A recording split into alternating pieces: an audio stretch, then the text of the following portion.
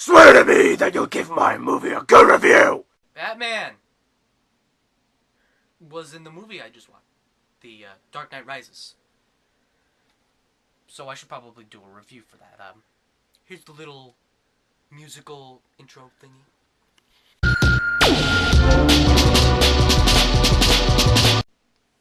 Where do I begin?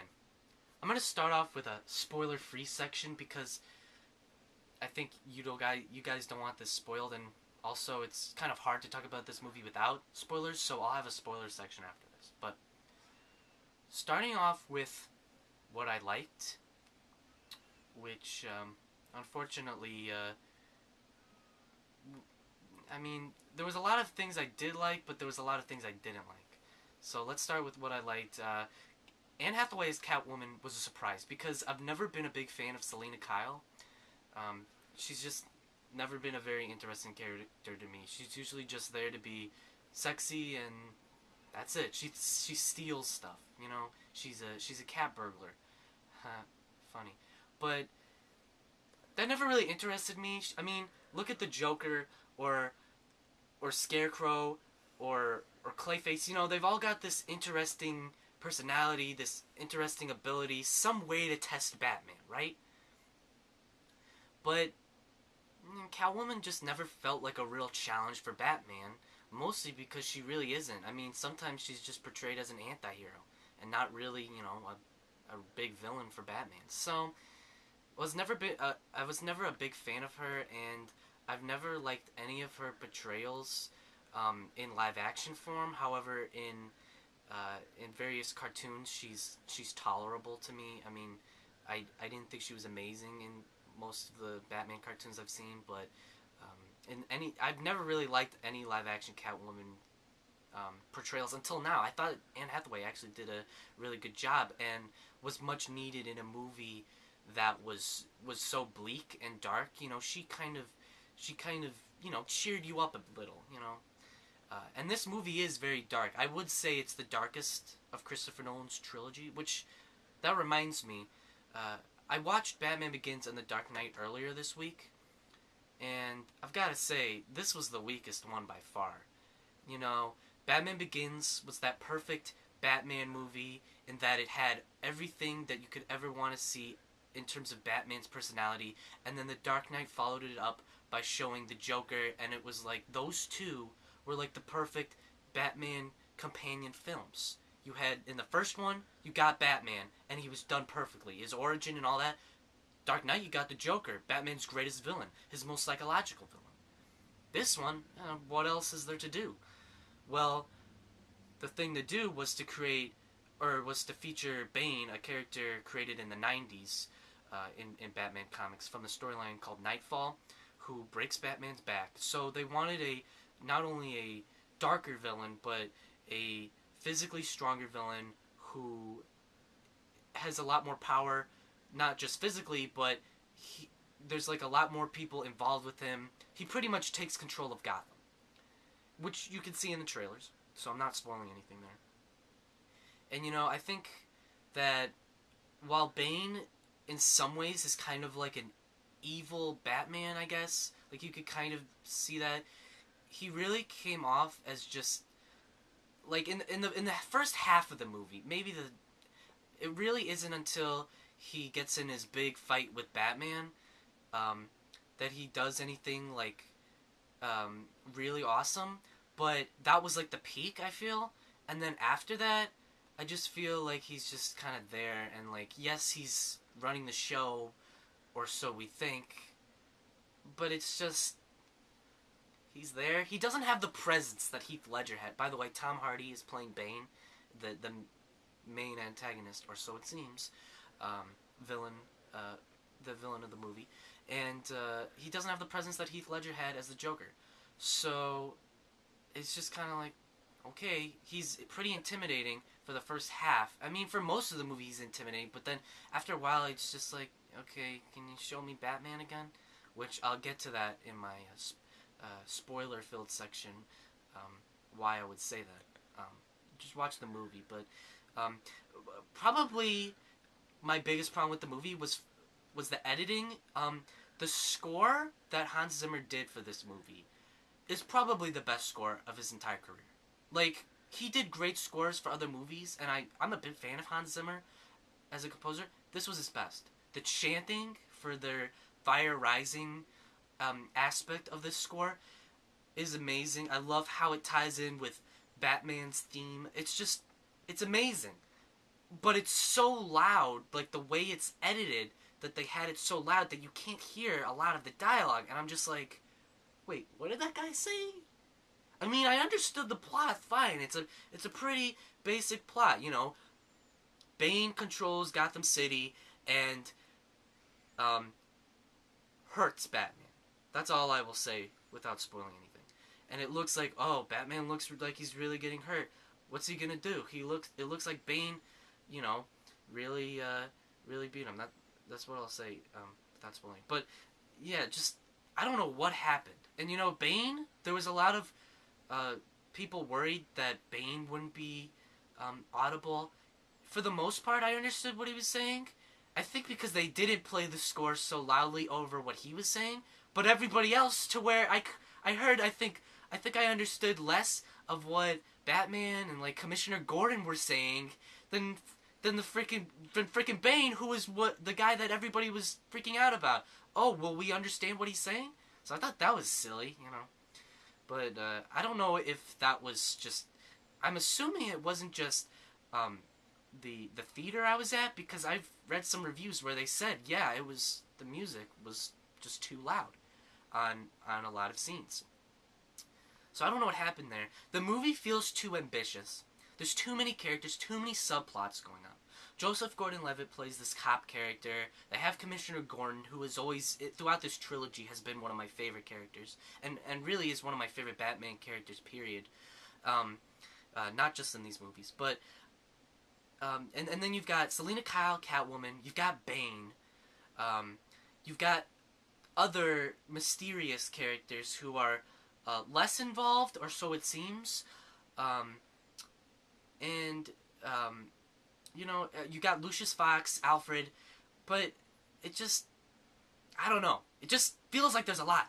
There's a lot going on in this movie. And for some people, that's a good thing, but I think that there's a point where there's just too much in a movie, or in a story in general, to where you can't develop something as well as you could if there was less of this other thing, and it ends up being kind of tangled where there's just too much going on. Okay, there's too much.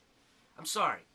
And I know that sounds crazy, because isn't that what people wanted to see? But I think that The Dark Knight, as much as it's praised, and as much as I love that movie, it's a pretty simple concept. It's Batman facing his most popular enemy ever. His most psychological villain, the Joker.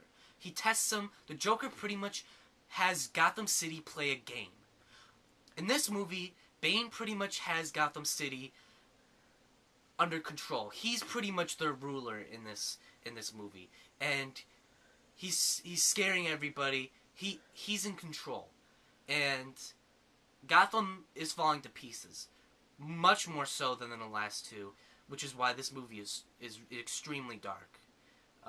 And there's some dark stuff that I don't want to spoil, but it's not only dark, but it was one of my problems, not because it was dark, but you'll see the spoiler-filled section when you watch the movie, because I do recommend this movie, by the way.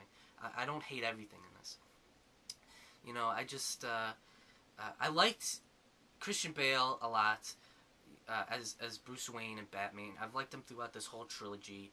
Same thing with Gary Oldman as Commissioner Gordon, Morgan Freeman as Lucius Fox, Michael Caine as Alfred Pennyworth. You know, I've liked these characters, and there are some other characters that return, but I don't want to talk about that right now. And yeah, so what do I give this? I don't know, 4 out of 5, I guess. So that means that The Avengers was a much better movie to me. And not only that, The Avengers was my favorite movie of the year. I don't even think The Dark Knight Rises comes into my top 5 movies. Maybe it's number 5, maybe number 4, but I just liked The Avengers way more. I just thought the Avengers, as much as it had going on, it wasn't too much. Um, yeah, yeah. I mean, I'm gonna have to have my spoiler-filled section. So, yeah. Oh, who's not the best billionaire playboy superhero in the world anymore? Bruce Wayne. Me, Tony Stark.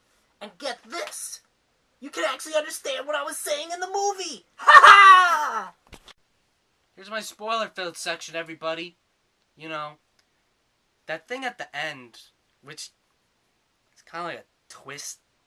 Twist? When Batman dies, I really got teary-eyed. I was like, oh my gosh, Christopher Nolan, this might be the most beautiful moment in your entire trilogy. I mean, I thought the ending of The Dark Knight was pretty great, but wow. And then he's like, no wait, Bruce Wayne's still alive. Sorry, sonny, sorry you cried for nothing. And I'm just like, wow, Christopher Nolan in 1 minute, like at a 1 minute scene at the very end of the movie, he ruined something beautiful that he created.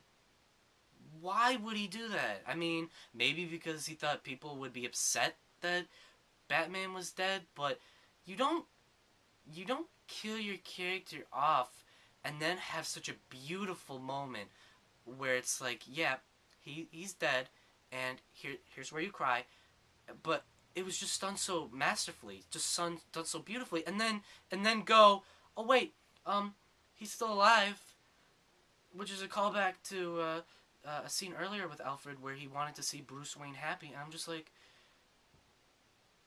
yeah, but no, that he kind of ruined that. Bane just didn't have the presence didn't have the presence of Heath Ledger as the Joker.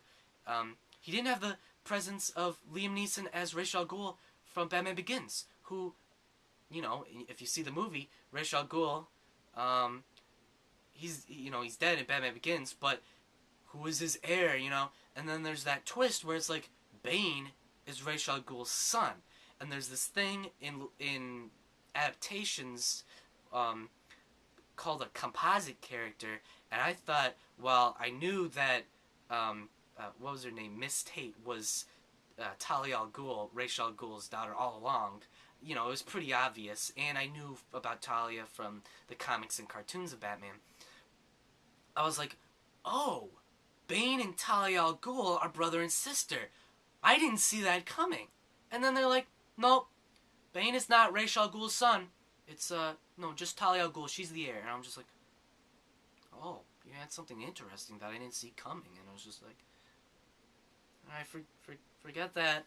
Forget that, thing that wasn't in the comics. No, we're actually gonna make it not as surprising for comic book fans. Sorry. But I did think it was weird how Bruce just suddenly figured out that Ra's al Ghul had a child. I was just like, what? Like, wait, huh? Like there was a kid that was saved, and that was about it. And there was just like, you know what? He's apparently Ra's al Ghul's son, which we find out that person was really Talia. But that's fine. They could have explained that he also that Bane had a sister and that it was Talia. And I was just like, yeah, I didn't really care for that. So twists on twists. I'm not a big fan of that.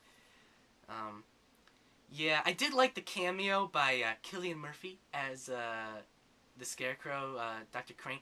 I thought that was pretty cool how his suit was kind of ripped apart and it looked like, there was like hay or something coming out of his suit. It was kind of weird, but, kind of a cool callback to that character. So, overall, I mean, this was just a disappointing movie. It wasn't as good as Batman Begins or The Dark Knight. I don't know what to tell you guys. And it wasn't as good as The Avengers. I think The Dark Knight and The Avengers are probably the best superhero movies ever, but for different reasons. The Avengers is that great, lighthearted, big action superhero movie. The Dark Knight is that great, more psychological, Batman movie. And I think they're equal in a lot of ways. The Dark Knight Rises is I think, beneath them. That's the end of my review, guys.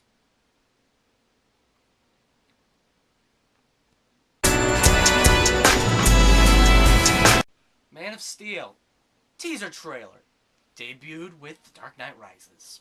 Produced by Christopher Nolan, the guy that directed the Dark Knight trilogy, as it's called according to commercials, which is kind of weird because The Dark Knight was the second movie. But anyway, Superman. Superman's on my shirt too. Look at this. See Superman? Yeah! Man of Steel. Anyway, Henry Cavill plays Superman in this movie. And the teaser trailer debuted yesterday with The Dark Knight Rises. And, you know, Zack Snyder's directing it. He did Watchmen 300 and recently Sucker Punch, which was apparently a horrible movie. I haven't seen it, but... and Hans Zimmer is doing the score, just like he did for all of Christopher Nolan's Batman movies and Inception. And I have to say that I noticed that a lot of people were disappointed, and I was hoping for more in this, but it was just a teaser. You know, I know there's going to be another trailer where it's going to be really big, and they're just going to have all kinds of cool Superman stuff going on. But I will say that the brief moments where they're like, you know, they've got young Clark with his cape on and the narration going, I honestly thought that was somewhat satisfying for a very short teaser. But when it finally shows Superman flying in the sky, I was like, yeah, that looks cool. I know it's just like 3 seconds, but damn, I haven't seen Superman fly in the sky like that before, you know. It makes Smallville look like a piece of crap, which it already kind of was, but man, Smallville's special effects look bad. But I'll just say, I am very excited to see that 3-second clip again. Because that CG Superman flying in the sky looked badass. That's about all I have to say. You'll see it when you see The Dark Knight Rises. Have a nice day, everybody. Bye.